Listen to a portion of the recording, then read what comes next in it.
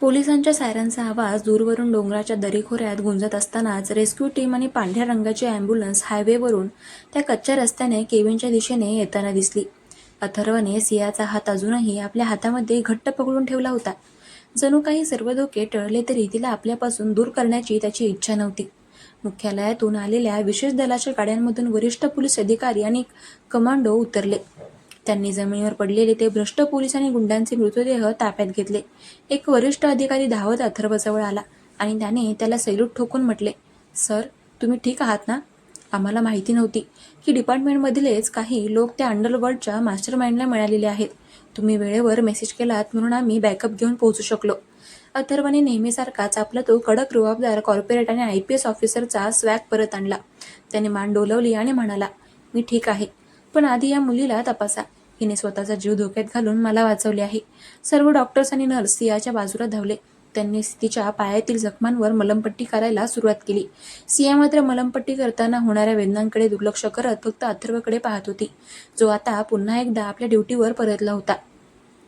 2 तासानंतर सर्व कायदेशीर प्रक्रिया पूर्ण करून आणि त्या भ्रष्ट पोलिसांचा पंचनामा करून संपवून अथर्व आणि सियाला सुरक्षितपणे गोव्याच्या दिशेने जाणाऱ्या एका विशेष सरकारी गाडीमध्ये बसवण्यात आले. गाडी हायवेवरून सुसाट वेगाने गोव्याच्या दिशेने धावू लागली होती. बाहेर दुपारचे कोवळे ऊन पडले होते. गाडीच्या मागच्या सीटवर ते दोघे अगदी जवळ बसले होते. सियाने अजूनही अथर्वचे ते काळे लेदर जॅकेट अंगावर पांघरले होते, ज्यातून आता तिचा आणि अथर्वचा परफ्यूमचा एक संमिश्र वेड लावणारा सुवास येत होता. थकव्यामुळे सियाचे डोळे पुन्हा एकदा जड होऊ लागले होते. गाडीने जेव्हा एक मोठा वळसा घेतला तेव्हा तिचा तोल गेला आणि तिचे डोके नकळत अथर्वच्या मजबूत खांद्यांवर टेकले. सिया झटकन जागी झाली आणि लाजून मागे सरकणार तेवढ्यात अथर्वने आपल्या डाव्या हाताने तिचा खांदा पकडला आणि तिला हलकेच पुन्हा आपल्या खांद्यावर विसावू दिले. "झोप आता. काल रात्री खूप मोठा ड्रामा झालाय. तुझ्या शरीराला आरामाची गरज आहे." तो अत्यंत मऊ आवाजात तिला म्हणाला. सियाच्या ओठांवर एक गोड हसू आले. तिने आपले डोळे बंद केले आणि तिने स्वतःला पूर्णपणे त्याच्या खांद्यावर सोडून दिले. अथर्वने गाडीच्या काचेबाहेर पाहिले. त्याच्या आयुष्यात आजपर्यंत फक्त गुन्हेगार, गोळ्या आणि सूड होता. पण आता या मुलीच्या येण्याने त्याच्या हृदयाच्या एका कोपऱ्यात प्रेमाची एक नवी नाजूक पालवी फुटू लागली होती. दुपारचे 3 वाजले असतील, जेव्हा गाडीने गोव्याच्या हद्दीमध्ये प्रवेश केला. गोव्याचे ते सुंदर नारळीचे वृक्ष, निळाशार समुद्र आणि रंगीबेरंगी पोर्तुगीज शैलीतील घरे पाहून सियाच्या चेहऱ्यावर एक ट्रॅव्हल ब्लॉगरचा मूळ आनंद परत आला. गाडी थेट एका अत्यंत आलिशान 5 स्टार रिसॉर्टच्या दारात येऊन थांबली. हे रिसॉर्ट समुद्र किनाऱ्यावर होते आणि तिथे सियाच्या त्या मोठ्या वेडिंग प्लॅनिंगच्या क्लायंटचा इव्हेंट होणार होता. गाडी थांबताच अथर्व उतरला आणि त्याने सियासाठी गाडीचा दरवाजा उघडला. रिसॉर्टचा मॅनेजर धावत आला. सियाला चिखलाने माखलेल्या कपड्यात आणि पायाला पट्टी बांधलेल्या अवस्थेत पाहून तो थक्क झाला. "मॅडम, तुम्ही ठीक आहात ना? आम्ही काल रात्रीपासून तुमची वाट पाहत होतो. तुमचा फोनही बंद होता." मॅनेजर काळजीने म्हणाला. सियाने हसून सांगितले की वाटेत एक छोटा अपघात झाला होता. तिने अथर्वकडे पाहिले आणि म्हणाली, हे सर माझ्यासोबत आहेत." अथर्वने मॅनेजरला आपले कार्ड दाखवले आणि 2 VIP सूट्स बुक करायला सांगितले. काही वेळातच सिया तिच्या सुंदर आलिशान रूममध्ये पोहोचली. तिने गरम पाण्याचा एक छान बाथ घेतला, चिखलाचे कपडे बदलले आणि एक सुंदर हलका गुलाबी रंगाचा मऊ कॉटनचा ड्रेस घातला. तिने आपले केस मोकळे सोडले, चष्मा साफ करून नाकावर चढवले आणि ती रूमच्या बाल्कनीत येऊन उभी राहिली, जिथून समुद्राच्या लाटांचा सुंदर आवाज येत होता. तितक्यात तिच्या रूमच्या दारावरची बेल वाजली. तिने दरवाजा उघडला तर समोर अथर्व उभा होता. त्यानेही आपले कपडे बदलले होते. त्याने पांढरा शर्ट आणि काळी जीन्स घातली होती. ओले केस त्याच्या कपाळावर आले होते, ज्यामुळे तो नेहमीपेक्षा कितीतरी पटीने जास्त देखणा आणि हॉट दिसत होता. त्याच्या हातात कॉफीचे 2 कप होते. "हात येऊ शकतो का?" त्याने थोडे मिश्किलपणे विचारले. सियाने बाजूला होत त्याला वाट दिली. दोघे बाल्कनीत येऊन बसले. समुद्रावर येणारा थंड वारा त्यांच्या चेहऱ्याला स्पर्श करत होता. कॉफीचा एक घोट घेत अथर्वने सियाकडे पाहिले.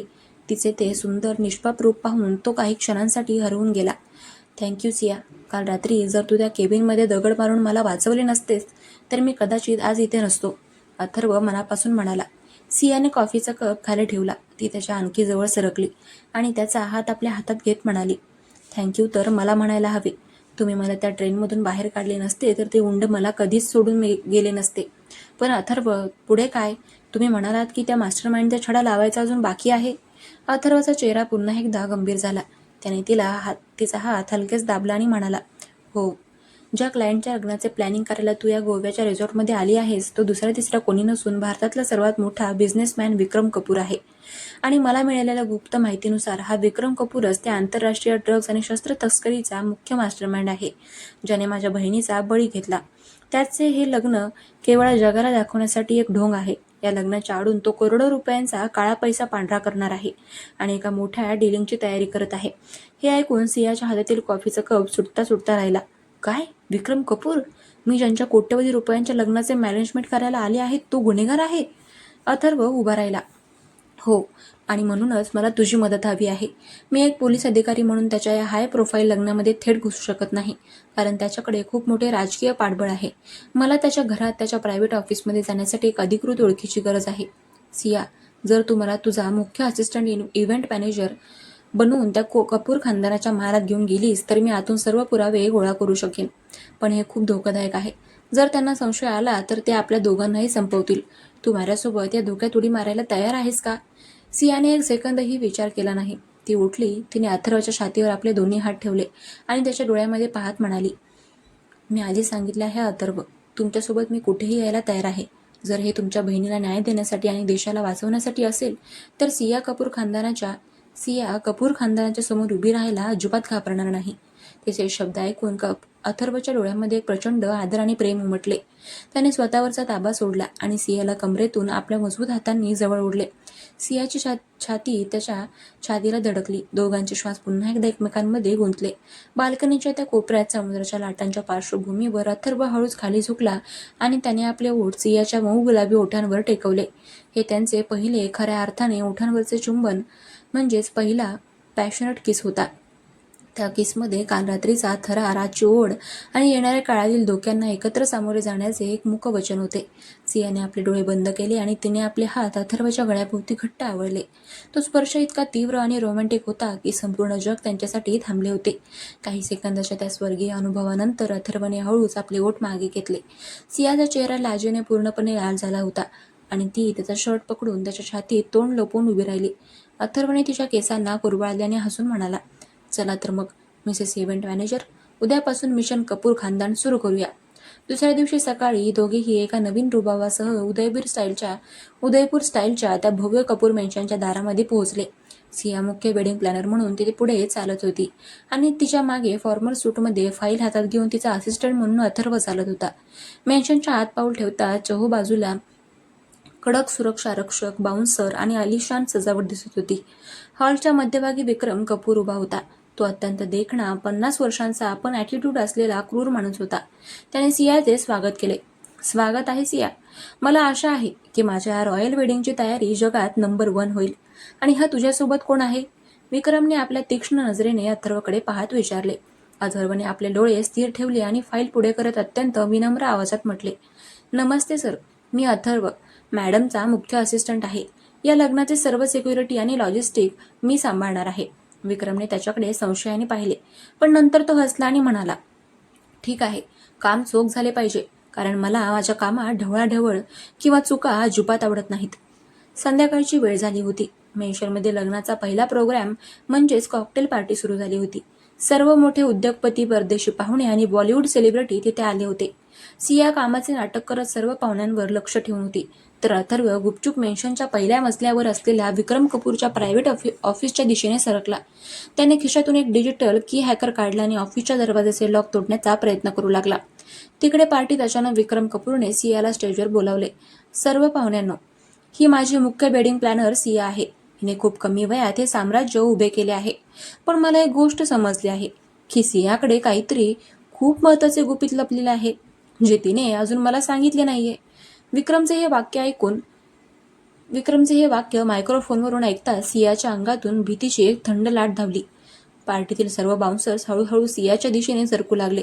तिकडे पहिल्या मजल्यावर अथर्वने नुकताच विक्रमच्या लॅपटॉपचा पासवर्ड क्रॅक केला होता आणि त्यातून आंतरराष्ट्रीय तस्करीचा तो मुख्य डेटा आपल्या पेनड्राईव्हमध्ये कॉपी करायला सुरुवात केली होती. तो डेटा 90% कॉपी झाला होता. तेवढ्यात मेन्शनचा मुख्य अलार्म जोरात वाजू लागला. लाल रंगाचे दिवे संपूर्ण महालामध्ये चमकू लागले. ऑफिसच्या बाहेर बुटांचे आवाज आणि बंदूक लोड झाल्याचे आवाज आले. अथर्वने खिडकीतून बाहेर खाली पाहिले. खाली स्टेजवर 2 माउन्सरनी सियाचे दोन्ही हात घट्ट पकडले होते आणि विक्रम कपूर त्याच्या चेहऱ्यावर बंदूक रोखून उभा होता. विक्रमने वर पहिल्या मजल्यावर पाहत मोठ्याने म्हटले, IPS अधिकारी अथर्व, मला माहिती आहे तू वर माझ्या ऑफिसमध्ये आहेस. जर तू पुढच्या एका मिनिटात खाली आला नाहीस आणि तो पेनड्राईव्ह मला दिला नाहीस तर तुझ्या या लाडक्या सियाच्या डोक्यात मी पहिली गोळी झाडेन. अथर्वच्या हातातील पेनड्राईव्ह आता 100% कॉपी झाला होता, पण समोर सियाचा जीव धोक्यामध्ये होता. त्याच्याकडे विचार करायला एक सेकंदही नव्हता. शत्रूने त्यांना चक्रव्यूहात पकडले होते आणि कथेचा खेळ आता अत्यंत भयानक वळणावर पोहोचला होता. पुढील भागात काय घडणार? अथर्व सियाचा जीव वाचवण्यासाठी तो डेटा विक्रम कपूरला सुपूर्द करणार का, की तो एखादी नवीन चाल खेळून कपूर खानदानाचा पत्ता कट करणार? जाणून घेण्यासाठी या कथेचा पुढचा भाग नक्की वाचा. भेटूया उद्याच्या भागात. चलो बाय.